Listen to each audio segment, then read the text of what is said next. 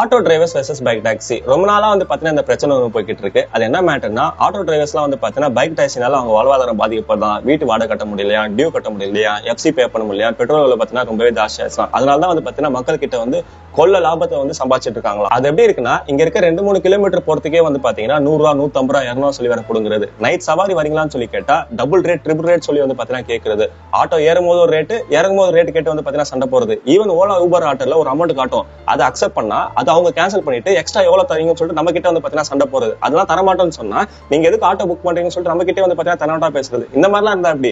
அதனாலதான் வந்து பாத்தீங்கன்னா மக்களுக்கு எது தேவை, எது கம்ஃபர்ட் ஒண்ணு, எது விலை கம்மியா இருக்கோ ரேபிடோ நோக்கி வர போயிட்டு இருக்காங்க. ஆனா அந்த ரேபிடோ ஊபரே வந்து பாத்தீங்கன்னா ஆட்டோ டிரைவர்ஸ் எல்லாருமே கம்ப்ளைண்ட் பண்ணிட்டு இருக்காங்க, இவங்களால தான் இங்க வாழ்வாதாரம் போயிடுச்சுன்னு சொல்லிட்டு. அப்படி இல்லைன்னா அந்த ரேபிடோ ஓட்டோனை போட்டு வந்து பாத்தீங்கன்னா அடிச்சிட்டு இருக்காங்க. அடிக்கலாம் உங்களுக்கு யார் உரிமை கொடுத்தது?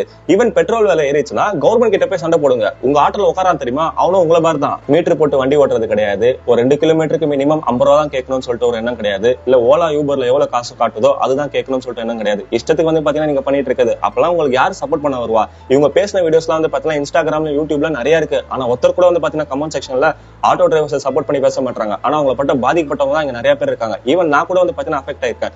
தெரியாத ஒரு இடத்துக்கு வந்து பாத்தீங்கன்னா போயிட்டேன். ட்ரெயின் ஸ்டேஷன் வந்து பாத்தீங்கன்னா எங்க இருக்குன்னு தெரியல. ஆட்டோ டிரைவர் கிட்ட போய் கேட்டா அது 2-3 கிலோமீட்டர் தள்ளி இருக்குன்னு சொல்லிட்டான். அதுக்கப்புறம் தான் தெரியுது நான் நின்ன இடத்துல இருந்து பின்னாடி இருக்குன்னு சொல்லிட்டு. இப்ப நீங்க சொல்லுங்க, ஆட்டோவா பைக் டாக்ஸியா? நீங்க கூட வந்து பாத்தீங்கன்னா ஆட்டோ டிரைவர்ஸ் எல்லாம் பாதிக்கப்பட்டவங்க நிறைய பேர் இருப்பீங்க. கமெண்ட் செக்ஷன்ல வந்து சொல்லுங்க. இன்னும் கொஞ்ச நாள் தான் மெட்ரோ ஸ்டேஷன் அங்கங்க வந்துச்சுன்னா மொத்தமா நீங்க நக்கின் போக வேண்டியதுதான். இந்த ஏரியால நீ மட்டும் தான் கடை வச்சிருக்க, வேற யாரும் இல்லைன்னு ஆணவத்துல ஆடுறல.